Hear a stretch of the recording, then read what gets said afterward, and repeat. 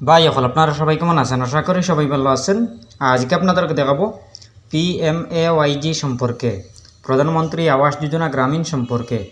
প্রধানমন্ত্রী আবাস যোজনা গ্রামীণ কিভাবে অ্যাপ্লাই করবেন, পিএমএওয়াইজি কিভাবে অ্যাপ্লাই করবেন।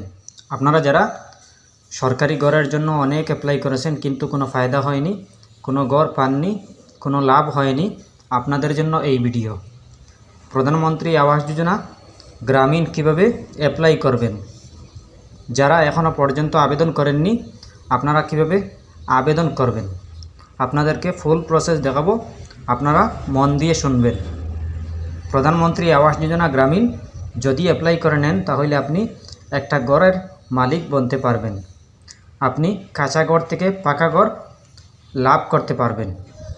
আপনারা যদি মন দিয়ে শুনেন, মন দিয়ে দেখেন তাহলে বুঝতে পারবেন প্রধানমন্ত্রী আবাস যোজনা গ্রামীণ কিভাবে অ্যাপ্লাই করবেন, অ্যাপ্লাই করতে কোনগুলো ডকুমেন্ট লাগবে, কিভাবে অ্যাপ্লাই করবেন এবং কোন ওয়েবসাইটের মাধ্যমে অ্যাপ্লাই করতে হবে নাকি অফলাইনের মাধ্যমে অ্যাপ্লাই করতে হবে। আপনারা অল প্রসেস দেখতে পাবেন। আপনারা মনোযোগ সহকারে দেখবেন তাহলে বুঝতে পারবেন।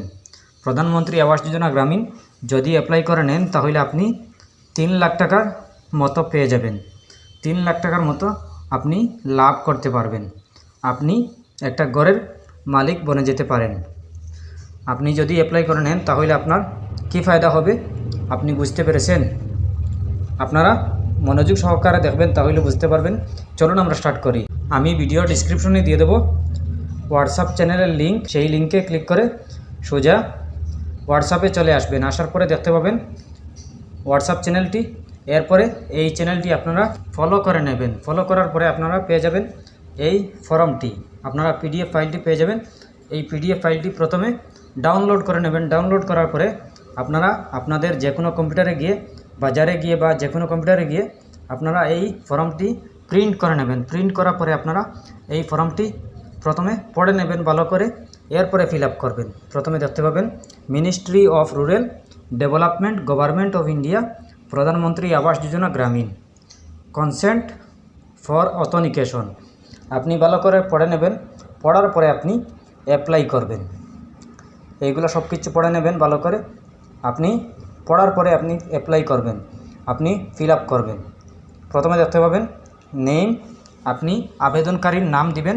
এরপরে আধার নাম্বার, আবেদনকারীর আধার নাম্বার দিবেন। এরপরে মোবাইল নাম্বার দিবেন।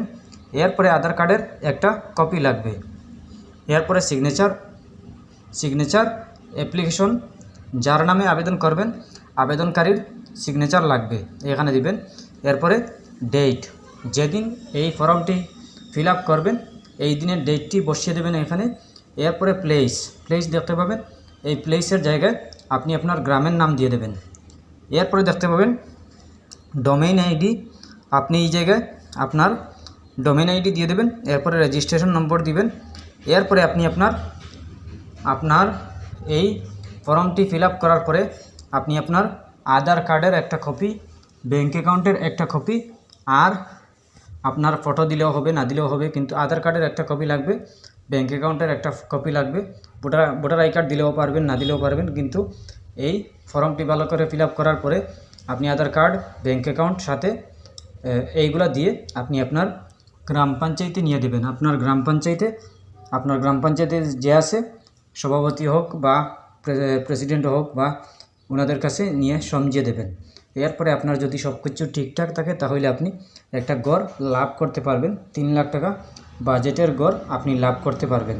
এরপরেও যদি কোনো সমস্যা হয় কমেন্ট করতে পারেন। আশা করছি বুঝতে পেরেছেন। ভালো লাগলে লাইক ও শেয়ার করবেন, চ্যানেলটি সাবস্ক্রাইব করবেন, পেজটি ফলো করবেন। ধন্যবাদ।